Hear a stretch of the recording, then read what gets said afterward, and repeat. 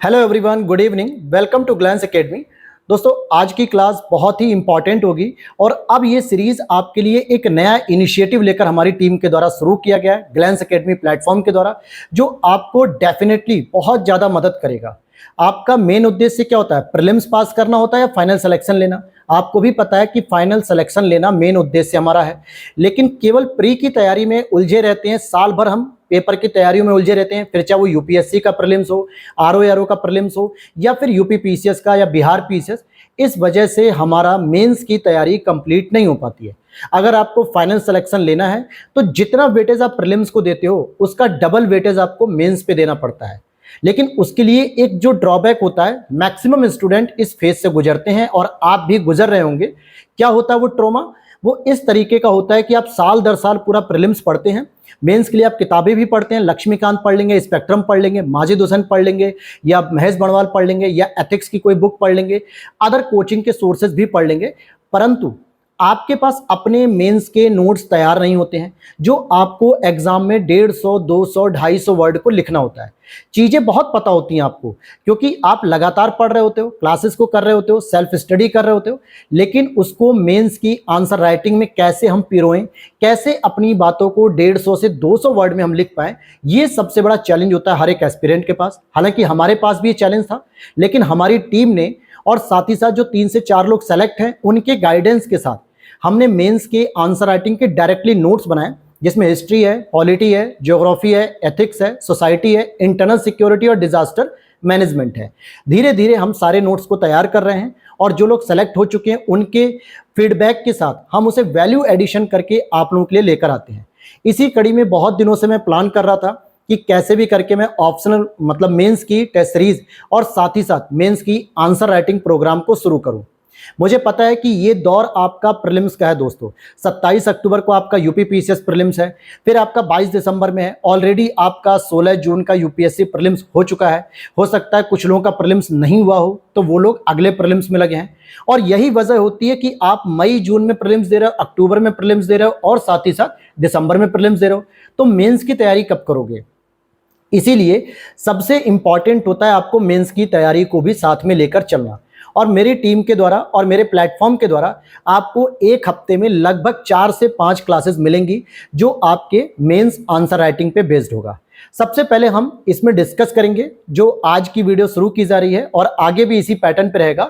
GS paper 1 को हम सबसे पहले शुरू करेंगे, जिसमें आपका आर्ट एंड कल्चर आता है, मॉडर्न हिस्ट्री आता है और पोस्ट इंडिपेंडेंस के बाद का भारत पूछा जाता है। ज्योग्राफी में इंडियन ज्योग्राफी, वर्ल्ड ज्योग्राफी पूछी जाती है, साथ ही साथ सोसाइटी को पूछा जाता है।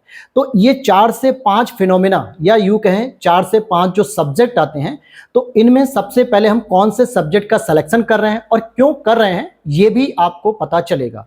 साथ ही साथ हम आज की क्लास में हम उस तरीके से तैयार करेंगे कि पहले हम एक प्रेडिक्शन करेंगे, जो प्रीवियस ईयर पेपर में आए हुए टॉपिक्स हैं, पेपर में क्वेश्चन आए हुए जो हैं जीएस पेपर 1 में, वहां से हम पहले क्वेश्चन का नेचर को समझेंगे और सिलेबस से उसको कोरिलेट करेंगे। उसके बाद हम अपने नोट्स के माध्यम से उस चीज़ों को आगे सीखेंगे और सारे पॉइंट को डिस्कस करेंगे। उम्मीद करूंगा कि वीडियो अच्छी लगेगी आपको, तो लाइक कर देना और चैनल पे पहली बार हो तो सब्सक्राइब कर लेना, क्योंकि हम अपनी टीम के द्वारा मदद करके, सहयोग करके 3 तरीके के हैंड रिटन नोट्स चलाते हैं, जिसमें परिणाम नोट्स होता है जो ओनली फॉर प्रीलिम्स होता है, तपस्या नोट्स होती है जो आपके प्रीलिम्स और मेंस के कॉन्सेप्ट को तैयार करता है, और फाइनली लक्ष्य भेद नोट्स होते हैं जो डायरेक्टली मेंस आंसर राइटिंग के लिए होते हैं और जिसकी क्लास आज शुरू हो रही है। तो सबसे पहले आपके पास एक सिलेबस होना चाहिए। यूपी पीसीएस का सिलेबस और यूपीएससी का सिलेबस, दोनों का सिलेबस सेम है, परंतु आंसर राइटिंग क्वेश्चन के नेचर में बहुत डिफरेंस है और हमने पूरी कोशिश की है कि दोनों ही चीज़ों को शामिल किया जाए। ऐसा इसलिए कि 90% स्टूडेंट ऐसे होते हैं जो यूपीएससी और यूपी पीसीएस दोनों की तैयारी करते हैं। ईमानदारी से आप खुद अपने दिल पे हाथ रख के देख लेना, आपको पता चल जाएगा कि आपका जब यूपीएससी का प्रीलिम्स नहीं होता तो आप यूपी पीसीएस में लग जाते हो। ऐसा नहीं होता है कि आप अगले साल यूपीएससी प्रीलिम्स की तैयारी में लग रहे हो, आप तुरंत यूपी पीसीएस पे शिफ्ट करते हो और आप एक ही सोर्स को पढ़ते हो, जिसमें मेंस की आंसर राइटिंग के लिए आप दोनों को सेम कंटेंट यूज कर लेते हो। तो यहां पर आपके पास जो नोट्स मिलेगा हमारा, वो पूरी तरीके से दोनों एग्जाम को ध्यान में रख के है। तो देखिए, सिलेबस में अगर आप देखेंगे तो यहाँ पर आपको आर्ट एंड कल्चर के बारे में मिलेगा, मॉडर्न हिस्ट्री के बारे में मिलेगा, स्वतंत्रता संघर्ष के बारे में मिलेगा, वर्ल्ड हिस्ट्री के बारे में मिलेगा, साथ ही साथ इंडियन सोसाइटी के बारे में मिलेगा, और महिला और समाज, ये जो सोसाइटी का जो चैप्टर है इससे संबंधित आपको टॉपिक्स मिलेंगे। साथ ही साथ ज्योग्राफी में अगर आप देखते हो, जिसमें अगर आप देखोगे कि विश्व के प्रमुख प्राकृतिक संसाधनों का वितरण, जैसे जल, मिट्टियां, वन, दक्षिण और दक्षिण पूर्व एशिया में, विशेषकर भारत के संदर्भ में। फिर भौतिक भूगोल की विशेषताएं पूछी जा रही हैं, जैसे भूकंप, सुनामी, ज्वालामुखी क्रियाएं, चक्रवात, समुद्री जल धाराएं, पवन और हिम सरिताएं। फिर भारत के सामुद्रिक संसाधन, जो समुद्र के संसाधन हैं और उनकी क्या पॉसिबिलिटीज है आगे यूज करने की। मानव प्रवास के बारे में पूछेंगे, सीमांत और सीमाएं के बारे में, और साथ ही साथ जनसंख्या और अधिवास। इट मीन्स कि आपका जो जनसंख्या है और अधिवास है, जिसके प्रकार, प्रतिरूप, नगरीकरण, स्मार्ट नगर, ये सारी चीजें। तो ये पूरा सिलेबस आपका जो यूपीपीसीएस और यूपीएससी का लगभग सेम होता है 99% तक। तो अब यहां पर हम लोग सबसे पहले ज्योग्राफी को ही क्यों शुरू कर रहे हैं, यह भी जानना जरूरी है। देखिए, यह माना जाता है कि अगर आप ब्यूरोक्रेसी की तैयारी कर रहे हो, अर्थात आप सिविल सर्विसेज की तैयारी कर रहे हो, तो सबसे जो बेसिक सब्जेक्ट होते हैं वो होता है आपका ज्योग्राफी, और दूसरा होता है हिस्ट्री। जिस व्यक्ति को अपना इतिहास नहीं पता, अपनी परंपरा नहीं पता, अपनी संस्कृति नहीं पता, अपनी समस्याएं नहीं पता, वो व्यक्ति भविष्य का निर्माण नहीं कर सकता। लेकिन इतिहास जानने के बाद भविष्य के निर्माण के दौरान आने वाली चुनौतियों का पता होना, उनके समाधानों का पता होना, इसके लिए जरूरी है आपको भूगोल की जानकारी होना। जैसे एग्जाम्पल में मैं बताऊं कि क्यों हमारा उत्तर भारत में जितने भी संघर्ष हुए, उसमें 3 प्रमुख युद्ध जो कि पूरे भारत के इतिहास को बदलते हैं, पानीपत में होते हैं। 1526 में पहला युद्ध होता है बाबर का, पानीपत में लड़ा गया। 1526 के बाद जो दूसरा युद्ध होता है अकबर हेमू के बीच, वो भी पानीपत में लड़ा गया। तीसरा अगर हम युद्ध की बात करें, जो अहमद शाह अब्दाली और मराठा शासकों के बीच में लड़ा गया, ये भी पानीपत में। तो पता होना चाहिए ना कि आखिर पानीपत में ही क्यों युद्ध हो रहे थे, ऐसी क्या ज्योग्राफिकल कंडीशन थी जिसकी वजह से इतिहास के शासकों ने पानीपत में युद्ध लड़ना ज्यादा बेहतर समझा।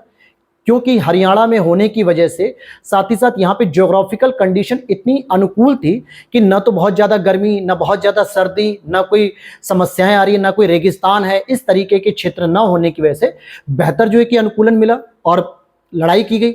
अगर आप दक्षिण भारत का एक प्रमुख युद्ध होता है तालीकोटा का युद्ध, या राक्षसी तांगड़ी युद्ध भी कहते हैं, जिसमें विजयनगर साम्राज्य के खिलाफ दक्षिण के कुछ छोटे छोटे राज्यों ने एकजुट होकर, जिसमें बहमनी, बरार, बीदर, ये सब एकजुट होकर विजयनगर साम्राज्य को हरा दिया। साथ ही साथ उसमें वो जीत जाते हैं, जो दक्षिण वाले राज्य होते हैं विजयनगर हार जाते हैं। इसका युद्ध होता है 1565, जनवरी 1565। अब सोचो, जनवरी में कड़ाके की ठंड पड़ती है, लेकिन उत्तर भारत के लोग जनवरी में कभी युद्ध नहीं लड़ रहे थे। दक्षिण भारत के लोग कैसे लड़ लिए? क्योंकि दक्षिण भारत का जो हिस्सा है वो भूमध्य रेखा के निकट होने की वजह से वहां पे सर्दी और गर्मी का एहसास बहुत कम होता है। इसीलिए सर्दियों में उस तरीके की ठंडी नहीं पड़ी जिस तरीके की उत्तर भारत में पड़ती है, और इस वजह से वहां पे अनुकूल दशा थी। तो कुल मिला के अगर आपको अपना भूगोल अच्छे से पता है, अपने भारत की ज्योग्राफिकल कंडीशन पता है कि कहाँ पे मरुस्थल है, कहाँ पे मिट्टी है, कहाँ पे पहाड़ है, कहाँ पे नदियां हैं, कहाँ पे अनुकूलित होकर खाद्यान्न सामग्री मिल सकती हैं, तो डेफिनेटली आप बेहतर इतिहास लिख पाओगे। लेकिन उसके लिए ज्योग्राफी की समझ होनी चाहिए। मौर्य साम्राज्य आपने पढ़ा होगा कि किस प्रकार से मगध साम्राज्य का विस्तार होता गया और मौर्य साम्राज्य में ज्यादा हुआ। उसके पीछे भी एक कारण था कि मौर्य साम्राज्य के अंतर्गत भारत को प्राकृतिक सुरक्षा मिल रही थी बंगाल की खाड़ी से। साथ ही साथ गंगा का दोआब होने की वजह से उत्तर प्रदेश, उड़ीसा, बिहार, पश्चिम बंगाल, झारखंड में बहुत अधिक मात्रा में पैदावार मिट्टी मिल रही थी, जिसकी वजह से खाद्यान्न सामग्री अधिक हो रही थी, चावल का उत्पादन अधिक हो रहा था, जिससे जनसंख्या वृद्धि होने के साथ सेनाएं स्थापित हो रही थी, नई नई सेनाएं बन रही थी। तो ये पूरा आपको कॉन्सेप्ट जब समझ में आएगा तो आप बेहतर कर पाओगे। इसका मतलब है ज्योग्राफी सबसे बेस्ट होगा, पहले हम शुरू करें। बाकी आप अपने ओपिनियन दे सकते हो। और दूसरी आपको जानकारी बता दूं कि हम लोग मेंस की क्लास को हफ्ते में केवल 4 दिन करेंगे, ताकि आप प्रीलिम्स की भी तैयारी करते रहिए साथ में। और उन 4 दिनों में 2 दिन हम लोग ज्योग्राफी और 2 दिन हम लोग मॉडर्न हिस्ट्री को कवर करेंगे। इससे क्या होगा, 2 अलग अलग सब्जेक्ट की डिफरेंस को आप मेजर कर पाओगे, चीजों में जो है कि आप इंटरेस्ट भी डेवलप कर पाओगे। और साथ में हफ्ते में अगर आप 4 से 5 दिन लगातार क्लास कर लेते हो मेंस की, केवल 40 से 42 मिनट की, तो आपको आंसर राइटिंग के पैटर्न के बारे में समझ में आएगा। तो चलिए शुरू कर लेते हैं। अब हम ज्योग्राफी के नोट से शुरू करते हैं। तो यहाँ पर आपके सामने ज्योग्राफी के नोट्स देखने को मिलेंगे। अब हमारी जो हैंड रिटन पीडीएफ होती है जिसमें आपको विश्व का भूगोल और भारत का भूगोल दोनों ही भूगोल देखने को मिलेंगे सिलेबस के अकॉर्डिंग। सारे टॉपिक सिलेबस के अकॉर्डिंग है। कैसे पता चलेगा? आप यहाँ पर देख सकते हैं कि ये सिविल सेवा मुख्य परीक्षा के जो नोट्स हैं ये आप देखोगे mains answer writing UPSC, UPPCS and other state PCS को कवर करते हुए पूरी तरीके से तैयार किया गया है। और ये हमारा टेलीग्राम चैनल है, आप इसे ज्वाइन कर लीजिएगा। वहां पे एक डिस्कशन ग्रुप का भी होता है लिंक, और साथ ही साथ आपका ये टेलीग्राम चैनल का है, तो आप इजीली यहाँ पे कांटेक्ट कर लेंगे। अब यहाँ पे अगर हम विषय सूची की बात करें, देखिए वर्ल्ड ज्योग्राफी में हमें 3 चीजें पढ़नी होती हैं। एक तो पढ़ना होता है जियोमॉर्फोलॉजी, अर्थात पृथ्वी के अंदर की संरचना क्या है और उससे क्या क्या प्रभाव देखने को मिलते हैं। जैसे आपने भूकंप देखा था, ज्वालामुखी देखा, सुनामी देखा, ये सभी चीजें कहाँ से होती हैं? जियोमॉर्फोलॉजी का ही पार्ट है। तो इसमें आप सिलेबस में आपके नोट्स में भू आकृति विज्ञान के अंतर्गत पृथ्वी की गति के बारे में पता होगा, पृथ्वी की आंतरिक संरचना क्या होती है, थोड़ा सा टाइपिंग मिस्टेक है, भांतरिक नहीं आंतरिक होता है, महाद्वीपों का वितरण कैसे हुआ जो वेगनर का सिद्धांत था, प्लेटों के संचलन की क्रियाविधि, भूकंपीयता और भूकंप, ज्वालामुखी और स्थल स्वरूप, जो स्थल स्वरूप मतलब पर्वत, पठार, नदी, घाटी ये बन रहे हैं और उनका विकास कैसे हुआ। तो यहां पे आपको केवल प्रीलिम्स नहीं मिलेगा, केवल और केवल मेंस मिलेगा जो डायरेक्टली आप आंसर राइटिंग करोगे। फिर यहाँ पे क्लाइमेटोलॉजी की तरफ आते हैं अगर हम, जलवायु विज्ञान में, तो जलवायु विज्ञान में अगर आप देखेंगे कि वायुमंडल का संगठन कैसा और उसकी संरचना क्या है, सूर्यातप क्या होता है, इंसोलेशन, हीट बजट क्या होता है, एटमॉस्फेरिक प्रेशर, पवने, वर्षण और विश्व के जलवायु प्रदेश और चक्रवात, ये टॉपिक मिलेंगे। उसी तरीके से ओशिनोग्राफी के अंतर्गत महासागर का तापमान, लवणता, जलधाराएं और समुद्री ऊर्जा संसाधन और भारत, यही तो डायरेक्टली हमारे सिलेबस में है। आप सिलेबस से मिलान कर सकते हो इस पूरी इंडेक्स का कि सारे टॉपिक आपके मेंस ओरिएंटेड इसमें इंक्लूड किए गए हैं। हालांकि पहली क्लास है, थोड़ा सा आपको बेसिक चीजें अगर मैं नहीं बताऊंगा, डायरेक्ट टॉपिक पे आ जाऊंगा, तो आपका जो माइंड मैप है या यूं कहें कि माइंड में जो ब्लूप्रिंट होना चाहिए कि किस प्रकार से हमारी क्लासेस आगे बढ़ेंगी, तो ये चीज थोड़ी डाउट में रहेगी। इसीलिए पहले आज की क्लास में पूरा विस्तार से समझेंगे और 1 से 2 टॉपिक को आज हम डिस्कस भी करेंगे और उस पर किस तरीके से आंसर राइटिंग करनी है ये भी हम लास्ट में डिस्कस करेंगे वीडियो के लास्ट में। अब यहाँ पर आपने देखा कि वर्ल्ड ज्योग्राफी की जो यूनिट थी वो हमने यहाँ पर कंप्लीट कर ली, लेकिन अब भारत की जलवायु या भारत में कौन कौन सी ज्योग्राफी पढ़नी है, तो यहाँ पर आप देखोगे कि भारतीय जलवायु के अंतर्गत भारतीय जलवायु की क्या क्या विशेषताएं हैं, प्लस भारत के मौसम की स्थिति क्या है, ये 2 बार लिख गया है, और साथ ही साथ भारतीय मानसून के बारे में हम बात करेंगे कि किस प्रकार से हमारा जो दक्षिण पश्चिम मानसून होता है, जो आपके भूमध्य रेखा को पार करके किस तरीके से हमारे जून में मानसून आता है। इसके बाद अगर हम देखते हैं और इसमें क्या क्या मिलेगा, जैसे कोपेन के द्वारा जो जलवायु का वर्गीकरण किया गया पूरे विश्व का और भारत का किस तरीके से किया गया, इसको देखेंगे। भारतीय क्षेत्र में जलवायु परिवर्तन का आकलन करेंगे कि जो भारत हमारा है उसमें क्लाइमेट चेंज होने पर क्या क्या परिवर्तन हो रहे हैं, उनका हम लोग आकलन करेंगे। फिर एक टॉपिक था आपका जनसंख्या और प्रवासन। देखिए मेरे इंडेक्स में हो सकता है कोई टॉपिक आगे हो कोई टॉपिक पीछे हो, लेकिन 100% पूरे के पूरे सिलेबस ओरिएंटेड हमने सारे टॉपिक को तैयार किया है। और अभी आप लोगों ने मेंस के नोट्स को नहीं देखा है तो मैं आपको अभी नीचे दिखाऊंगा। हालांकि जब ये नोट्स आ चुके थे, लॉन्च हो गए थे, तो हमने ऑलरेडी उसकी डिटेल वीडियो बना दी थी और ये सारे नोट्स आपको वीडियो के नीचे दिए गए व्हाट्सएप नंबर पर मिल जाएंगे, जो कि हमारे पेड नोट्स होते हैं, पूरे हैंड रिटन नोट्स। क्लासेस उसकी फ्री होती है, ऐसा नहीं है कि मैं पहले नोट्स आपको दे दूं और फिर उसके बाद क्लास लूं, नहीं, मुझे नोट्स से मतलब नहीं है। मेरा मतलब है कि बस आप लोगों को क्लासेस मिलनी चाहिए, यूट्यूब पर रेगुलर आनी चाहिए, फ्री ऑफ कॉस्ट रहती है क्लास। जिसका मन करे वो नोट्स बना सकता है और जिसका मन है कि हम पीडीएफ भी ले लें, आसान हो जाए, तो आप पीडीएफ को बाई कर सकते हो वीडियो के नीचे दिए गए व्हाट्सएप नंबर से। यहाँ पे जनसंख्या का एक टॉपिक था, तो अब यहाँ पे टॉपिक लिख दिया गया जनसंख्या और प्रवासन। इसके बारे में कैसे पता चलेगा कि जनसंख्या अध्ययन का महत्व, जनसंख्या वृद्धि में क्या ट्रेंड्स हैं, जनसंख्या का वितरण और घनत्व क्या है, भारत में जनगणना, फिर जनसांख्यिकी लाभांश, ह्यूमन डेवलपमेंट और राष्ट्रीय जनसंख्या नीति 2000 और प्रवासन। तो ये सारी चीजें हम यहाँ पर देखेंगे। इसी तरीके से मानव की बस्तियां, जो लास्ट में था ना एक यूनिट मानव बस्तियां और अधिवास, तो इसमें अगर हम लोग देखते हैं यहाँ पर ग्रामीण और शहरी बस्तियां, ठीक है, थोड़ा सा टाइपिंग मिस्टेक है, कोई बात नहीं दोस्तों, जो हमारा टाइपर है वो थोड़ा भी नया है इसलिए वो भी सीख लेगा। तो ग्रामीण पैटर्न कैसे देखने को मिलते हैं आपको, शहरी पैटर्न कैसे देखने को मिलते हैं, मानव बस्तियों के साथ जो वायु प्रदूषण बढ़ रहा है, जल प्रदूषण बढ़ रहा है, शहरी बाढ़ की समस्या हो रही है, इस पे बात करेंगे। स्मार्ट सिटी मिशन और साथ ही साथ स्मार्ट गांव, ये दोनों ही टॉपिक दिए गए थे कि किस प्रकार से आप अपनी सिटीज को स्मार्ट बनाओगे और जो विलेज को भी आप इसको स्मार्ट बनाओगे। साथ ही साथ तटीय भारतीय शहरों पर क्या जलवायु का प्रभाव रहा है, जैसे बड़े बड़े तटीय शहर देखने को मिलते हैं, विशाखापट्टनम, चेन्नई और आपके बहुत सारे शहर है, मुंबई वगैरह। तो तटीय क्षेत्र होने के साथ साथ ये भारत की अर्थव्यवस्था में बहुत बड़ा योगदान देते हैं। तो इनमें आने वाले चैलेंजेस से आप कैसे निपट रहे हो, परिवर्तन का प्रभाव ग्रामीण और नगरीय अधिवास और प्रतिरूप, ठीक है, ये देखना है। फिर भूमि उपयोग पैटर्न, कि भूमि में उपयोग पैटर्न क्या होते हैं, भूमि उपयोग, जनसंख्या वितरण और परिवर्तन और जलवायु हो गया। इसी तरीके से आपको भारत में ध्यान देना, इंडियन ज्योग्राफी में जो आपका, जिसे हम लोग कहते हैं ना कि इकोनॉमिक्स, अर्थात कि किस तरीके से उद्योगों के बारे में हमें देखना है कि भारत में कृषि क्षेत्र क्या कर रहा है, डेयरी उद्योग, खनन उद्योग, औद्योगिक क्षेत्र, प्रमुख उद्योग, सेवा क्षेत्र, अर्थात कि प्राइमरी, सेकेंडरी, टर्सरी, ये तीनों ही आपकी ज्योग्राफी में किस तरीके से योगदान दे रहे हैं, इसको देखना है। साथ ही साथ आपने एक यूनिट देखा था ऊर्जा और संसाधन, तो खनिज संसाधनों के प्रकार, भारत में खनिज संसाधनों का वितरण, खनिज उत्पादन, राष्ट्रीय खनिज नीति 2019, ऊर्जा संसाधन, गैर पारंपरिक ऊर्जा स्रोत, प्राकृतिक गैस, फ्लाई ऐश, अपतटीय पवन ऊर्जा। तो ऊर्जा के भी सारे पैटर्न आपको देखने हैं। साथ ही साथ भारत में जल संसाधन और उनका प्रबंधन, तो जल संसाधन का प्रबंधन, उसके उपयोग की क्षमता, नदी घाटी परियोजनाएं और अपवाह एवं प्रतिरूप। तो अपवाह तंत्र और प्रतिरूप जो है इसको देखेंगे। फिर भारत में ट्रांसपोर्ट के बारे में बात करेंगे, तो औद्योगिक विकास में परिवहन की क्या उपयोगिता है। अगर मान लो ट्रांसपोर्ट की सुविधा अच्छी ना हो तो रॉ मटेरियल कैसे इंडस्ट्री तक पहुंचेगा। इसका मतलब है कि आपको बेसिक कनेक्टिविटी के तौर पे आपको अच्छी सड़कें बनानी पड़ेंगी। और मैं थैंक्स करता हूं हमेशा से ही हमारे केंद्रीय मंत्री नितिन गडकरी जी का, जो मुझे पर्सनली बहुत अच्छे लगते हैं, उनका काम बहुत अच्छा है। आप देखो ना, भारत में जितने भी नेशनल हाईवे, स्टेट हाईवे बन रहे हैं, बड़े बड़े जो है कि प्रोजेक्ट आ रहे हैं, बहुत बड़ा योगदान है उनका। और भारत में सड़कों का विकास में तो सबसे ज्यादा योगदान है। भविष्य में उनको हमेशा याद किया जाएगा और किया भी जाना चाहिए। आप देखो कहीं पर भी आप जाते हो, गाँव की बातों की मैं बात नहीं कर रहा, अगर बड़े से बड़े आप शहरों से दूसरे शहर जाते हो अपने किसी भी फोर व्हीलर से, किसी साधन से, तो आप इजीली पहुंच पा रहे हो, क्योंकि ट्रांसपोर्ट के मामले में उन्होंने बहुत ही क्रांतिकारी योगदान दिया है। फिर यहाँ पे आप देखोगे रेल परिवहन, सड़क परिवहन, नागरिक उड्डयन, शिपिंग और पाइपलाइन परिवहन, यानी परिवहन में भी आप रेलवे को देखोगे, सड़क को देखोगे, एविएशन को देखोगे, शिपिंग यानी कि जो जहाजों के माध्यम से, और पाइपलाइन परिवहन का विकास।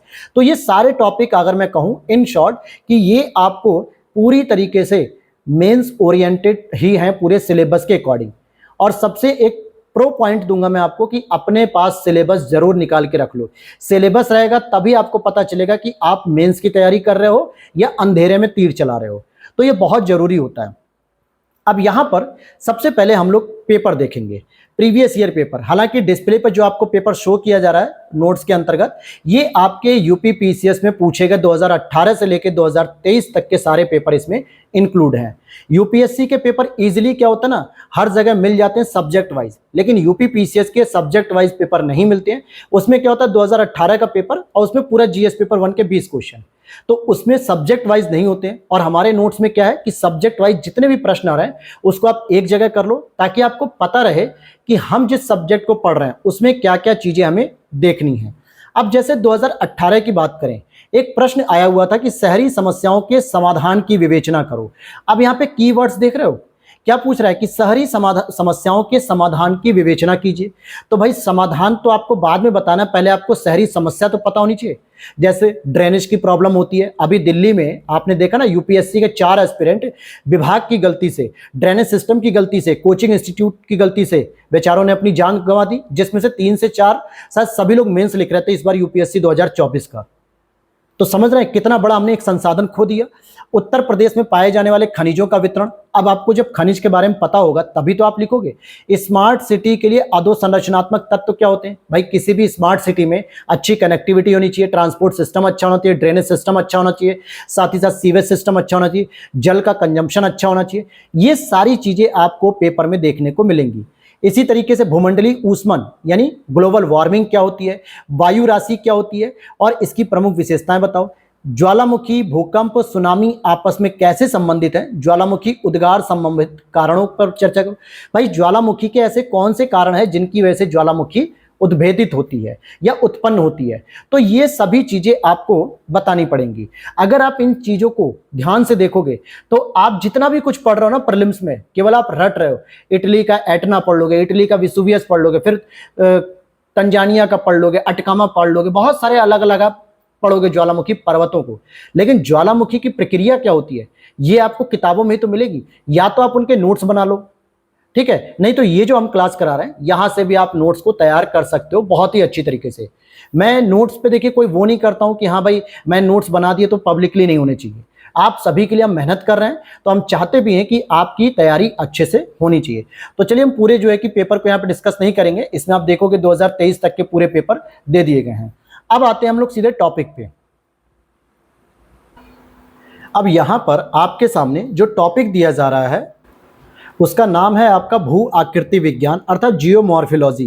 कहने का मतलब हो गया कि जिस प्लेनेट पे आप रहते हैं, अर्थ पे रहते हैं, और अर्थ पे जो रहते हैं आप जिस प्लेनेट पर, उस प्लेनेट के बारे में आपको बेसिक इंफॉर्मेशन होनी चाहिए कि उसकी गति कैसे होती है पृथ्वी की, या फिर पृथ्वी की आंतरिक संरचना कैसे है, उनमें कौन कौन से घटक पाए जाते हैं, और फिर उसके बाद हम आगे के टॉपिक्स पे चलेंगे। हालांकि देखिए ये टॉपिक जो आप पढ़ रहे हैं पृथ्वी की गति पढ़ेंगे और पृथ्वी की आंतरिक संरचना, डायरेक्टली तो सिलेबस में नहीं था, लेकिन अगर आप देखोगे जब वो कह रहा है कि पृथ्वी की आंतरिक संरचना से कैसे प्रभावित होती ज्वालामुखी, कैसे भूकंप, कैसे सुनामी, ये सभी चीजें, पर्वतों का निर्माण, तो इसके लिए आपको कुछ बेसिक टॉपिक पता होने चाहिए। और ध्यान देना मेरी बात दोस्तों, क्योंकि आप इस नोट्स का यूज तभी कर पाओगे जब आपको कुछ बेसिक जानकारी होगी, और अगर आपको बेसिक जानकारी नहीं है तो आप इन नोट्स को केवल रटते रह जाओगे। ये बस मैंने इस तरीके से तैयार किया है कि जिससे आप लास्ट टाइम पे आराम से इसको पढ़ के पूरे नोट्स को तैयार करके मेंस की आंसर राइटिंग जाके कर सकते हो। और साथ ही साथ आपको बताते चलूं मैं कि अगर आप इसे डिटेल से बहुत अच्छे से पढ़ते हो और आपने कोई भी एक सिंगल बुक पढ़ी है तो नो डाउट आपको सारी चीजें बहुत अच्छे से समझ में भी आ जाएंगी, कनेक्टिविटी भी बन जाएगी, और आराम से आप मेंस आंसर राइटिंग जो कोचिंग में प्रैक्टिस करते हो या फिर मेंस के एग्जाम लिखोगे तो वहां पे सारी चीजें इजीली आप इलेबोरेट कर पाओगे।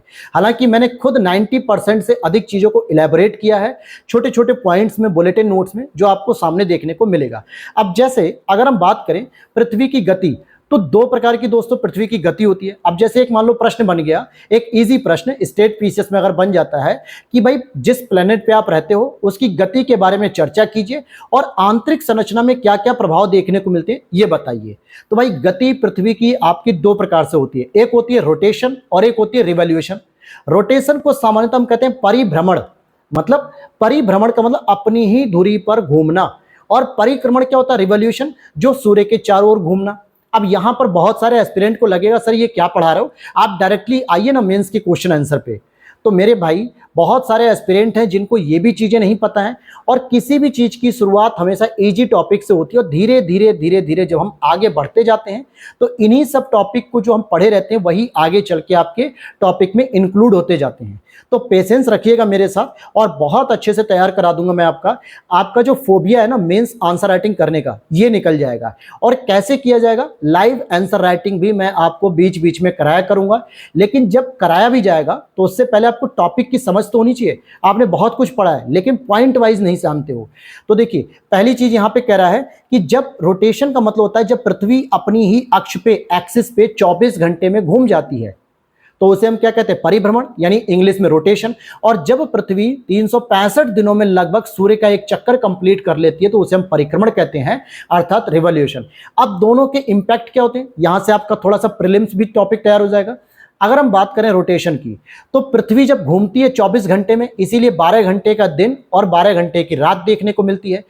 अर्थात पृथ्वी के रोटेशन का एक परिणाम होता है कि दिन और रात की घटना होती है। दूसरा, ध्रुवों पर यह सपाट होती है और भूमध्य रेखा पर उभरी हुई सतह भी होती है, ये भी इसके प्रभाव होते हैं। किस लिए, अगर पृथ्वी अपनी एक्सिस पे नहीं घूमती तो ध्रुवों का मतलब 90 डिग्री नॉर्थ और 90 डिग्री साउथ, इस पे सपाट नहीं होती फिर, लेकिन यहाँ पे दबी हुई है और भूमध्य रेखा पे थोड़ी उभरी हुई है। वहीं अगर आप देखोगे कि सूर्योदय सूर्यास्त और दोपहर की घटना भी तो इसी से होती है। जैसे पृथ्वी जब रोटेट करती है तो सुबह अर्ली मॉर्निंग में आपको लगता है कि सूर्य भगवान उग चुके हैं, अर्थात कि सूर्योदय हो रहा है, अर्थात हमें उठ जाना चाहिए 4 बजे 5 बजे, अपनी नींद को तोड़ के उठ जाना चाहिए। धीरे धीरे यही पृथ्वी घूमते घूमते 10-12 घंटे 8 घंटे बाद शाम हो जाती है और पता चलता है कि सूर्य भगवान अब छुप रहे हैं, अर्थात शाम हो रही है, सूर्यास्त हो रहा है। दोपहर में भी बहुत धूप होती है। तो ये जितनी भी घटनाएं देखते हो ये केवल और केवल रोटेशन से होती है। साथ ही साथ जब पृथ्वी बहुत तेजी से घूमती है ना दोस्तों, तो एक कोरियालिस बल की उत्पत्ति होती है। ये कोरियालिस बल याद रख लेना बहुत इंपॉर्टेंट है। जैसे पृथ्वी मान लो ये इस तरीके से घूम रही है, तो ये अपने साथ में क्या कर रही है, कोरियालिस बल को भी लेकर घूम रही है। कोरियालिस बल क्या करता है, पृथ्वी पर पाए जाने वाले पानी, हवा, इनकी डायरेक्शन को भी मूव करता है, इनकी डायरेक्शन को कुछ इस तरीके से घुमाता है, ठीक है, क्लॉकवाइज एंटी क्लॉकवाइज। ये इसी वजह से होता है क्योंकि इस पे कोरियालिस बल होता है। सिंपल सी बात है, अगर आप कोई लट्टू घुमा रहे हो, बहुत तेजी से लट्टू घुमा रहे हो, तो लट्टू के आसपास अगर आप देखोगे थोड़े थोड़े डस्ट पार्टिकल भी उसी की डायरेक्शन में घूमने लगते हैं।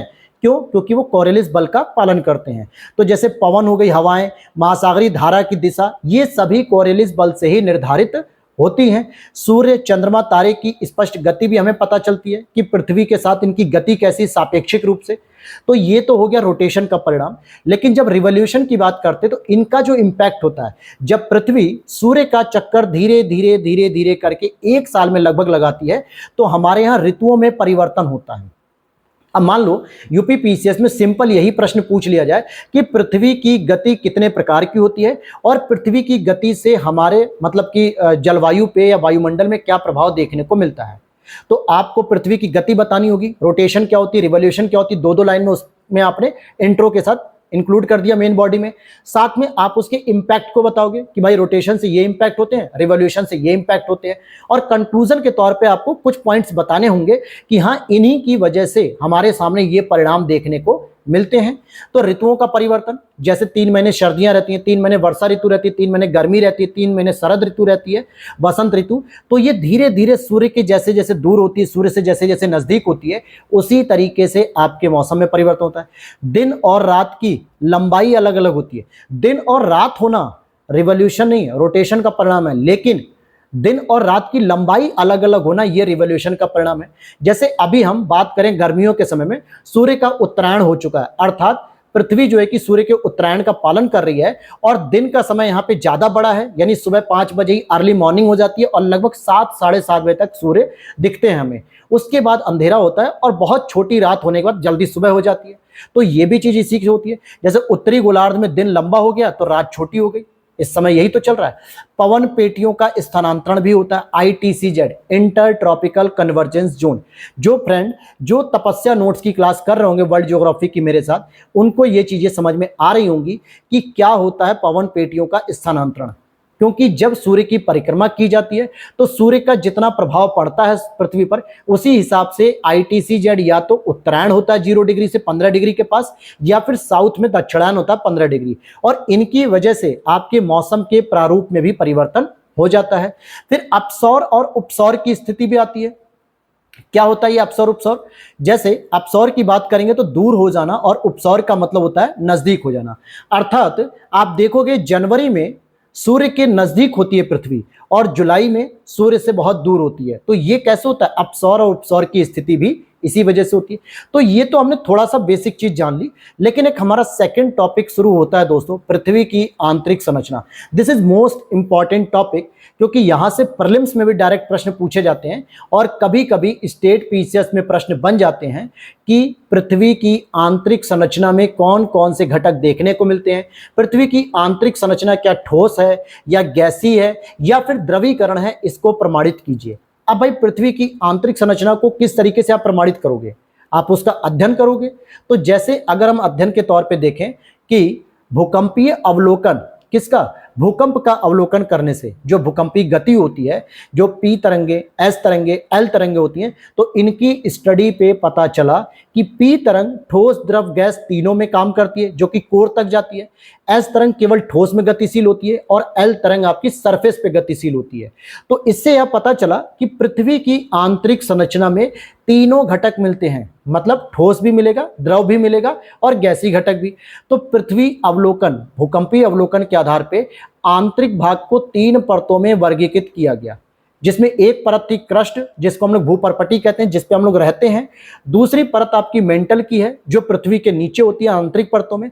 और सबसे तीसरी परत होती है कोर यानी क्रोड, जहां पे सबसे ज्यादा मैग्नेटिक फील्ड पाया जाता है। और यही वजह है कि पृथ्वी हर चीज को अपने केंद्र की ओर खींचती है। न्यूटन ने जो सेब उछाला, या आप भी कोई नींबू उछाल के देख लो, सब नीचे ही गिरेगा। किसकी वजह से? क्योंकि कोर में सबसे ज्यादा आपकी लोहे की गुणत्व पाए जाते हैं, लोहे का गुण और चुंबकत्व का गुण पाए जाते हैं।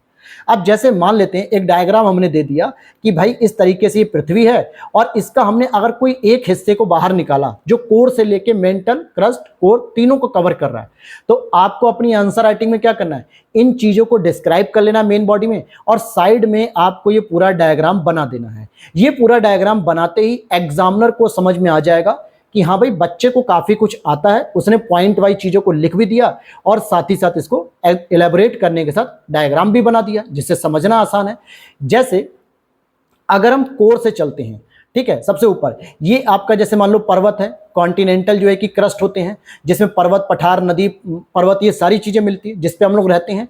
तो इसमें सामान्यतः मिलता है सियाल। सियाल का मतलब क्या होता है? सिलिका और एल्यूमिनियम, सिलिका और एल्यूमिनियम। लेकिन इसी के नीचे पर्वत के पास यहाँ पे आपको ओशियनिक क्रस्ट देखने को मिलती है, जो समुद्र के अंदर होती है, और इसमें हमें सीमा देखने को मिलती है। कौन सी?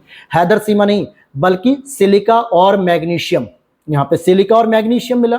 फिर धीरे धीरे हम नीचे और जाएंगे, कॉन्कॉर्ड डिसकंटिन्यूटी के बाद आपको लोअर क्रस्ट मिलेगी, फिर अपर मेंटल, फिर इनर मेंटल यानी लोअर मेंटल कह सकते हो, फिर आउटर कोर, फिर इनर कोर। इनके बीच में आपको कोई ना कोई एक संक्रमण जोन मिलता है, जिसको हम लोग कॉनरॉड कहते हैं, मोहो कहते हैं, रेपिटी कहते हैं, गुटेनबर्ग कहते हैं और लेहमन कहते हैं। अब इन्हीं को आपको क्या करना? Point number 1, point number 2, point number 3 इस तरीके से डिटेल कर देना है। चीजें आपके सामने हैं, आपको इसको लिख देना है कि भाई क्रस्ट में अगर हम देखते हैं अपर क्रस्ट, यूसी का मतलब अपर क्रस्ट में हमें सिलिका और एल्यूमिनियम मिलता है। लोअर क्रस्ट में हमको क्या मिलता है? सिलिका और मैग्नीशियम मिलता है। इन दोनों को डिवाइड कौन करता है? कॉनकॉर्ड जो है कि अशांतत्य क्षेत्र। उसके बाद जब हम अपर मेंटल की ओर आते हैं तो मोहो जो है कि एक मिलता है अशांतत्य क्षेत्र, जो इसको डिवाइड करता है। फिर इनर मेंटल, इनमें हमें क्या मिलता है? सीमा मिलती है। इनकी डिस्टेंस कितनी है? 2900 किलोमीटर।